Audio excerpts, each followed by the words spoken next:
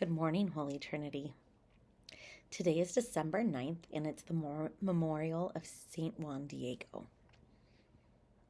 In Paul's letter to the Corinthians, he invited the community at Corinth, and by extension, us, to consider our own calling. Rather than this being a classic text of discernment, think about what I'm called to do or who I'm called to be in the world, Paul continues on with a classic Paul zing. He writes, "Not many of you are wise by human standards." Okay, Paul, who hurt you? Paul then goes on, though, to say that many in the community are not powerful or from noble families, but rather God chose the foolish of the world to shame the wise. And God chose the weak of the world to shame the strong. And God chose the lowly and despised of the world, those who count for nothing, to reduce to nothing those who are something. And surely this is meant to evoke the Magnificat, where the mighty will be cast down. And this brings us to today's memorial, St. Juan Diego.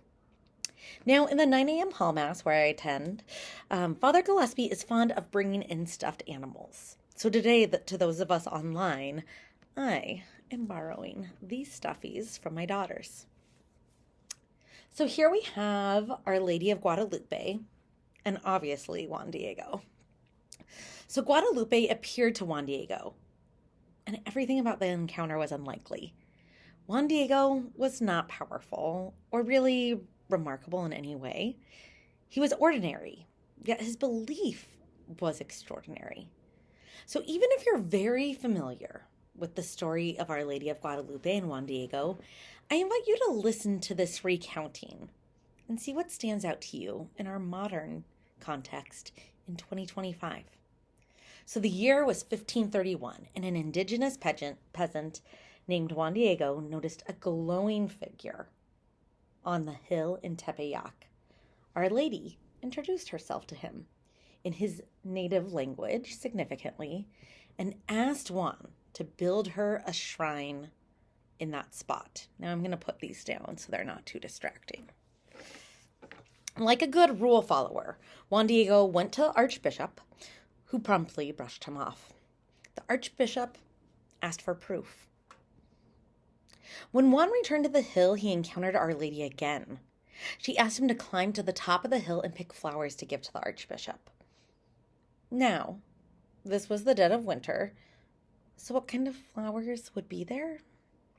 Juan Diego saw many flowers that he had never seen before, and Guadalupe bundled the flowers into Juan's tilma, or his cloak.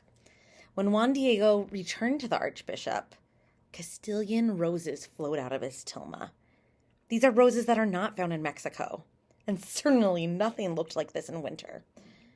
Yet the next miracle came on the tilma itself, which was imprinted with the image of Guadalupe. Guadalupe did not appear to the rich and powerful. She did not even appear within a church or on a really fancy robe.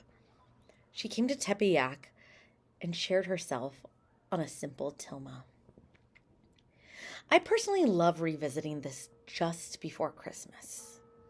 In a time where I'm distracted by consumption, by buying presents, by wrapping and shipping the presents, attending all the holiday events, which seem to get more and more every single year, connecting with my family and friends, traveling, it's a helpful reminder of where Our Lady revealed herself. Reminiscence of where Jesus became incarnate. Not in the affluent areas of the DC region, but in Bethlehem and Tepeyac. So let us return now to Paul's prompting to consider our own calling. Are we following the calls of our tradition to tend to the outcasts, to cast down the mighty, to glorify what is simple? Or are the calls of our contemporary society so loud that they drown these out? In the second week of Advent, I invite you and invite us collectively to attend to the quiet, the small, the discarded. How might God be there?